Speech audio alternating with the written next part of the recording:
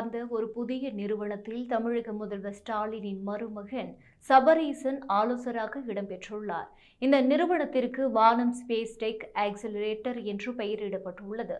விண்வெளித்துறை சார்ந்த start up நிறுவனங்களின் ஆராய்ச்சிக்கும் வளர்ச்சிக்கும் தேவையான அனைத்து உதவிகளையும் வானம் நிறுவனம் செய்யும் என்றும் 3 மாதங்களில் ஒரு ஸ்டார்ட் அப் நிறுவனத்தின் அமைப்பையே வானம் நிறுவனம் மாற்றும் எனவும் இதன் வலைத்தள பக்கத்தில் தெரிவிக்கப்பட்டுள்ளது. இந்த நிறுவனத்தின் தொடக்க விழாவில் இதன் இணை நிறுவனரும் சபரீசனின் சகோதரருமான ஹரீஷ் வேதமூர்த்தி கூறுகையில், மத்திய அரசு விண்வெளித்துறையை வணிகமயமாக்குவதில் இருக்கும் வெற்றிடத்தை வானம் நிறுவனம் நிச்சயமாக நிரப்பும் என்று கூறினார். இந்த நிறுவனத்தின் ஆலோசகராக முன்னாள் இஸ்ரோ மூத்த விஞ்ஞானி நம்பி நாராயணன் நியமிக்கப்பட்டுள்ளார்.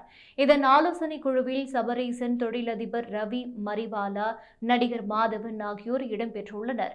மேலும் வானம் கிளப் என்ற பெயரில் பள்ளிகள் மற்றும் கல்லூரிகளில் விண்வெளித்துறை சார்ந்த சிந்தனைகளை ஊக்குவிக்கவும் இந்த நிறுவனம் பல முன்னெடுப்புகளை எடுத்து வருவதாக தெரிவித்துள்ளது.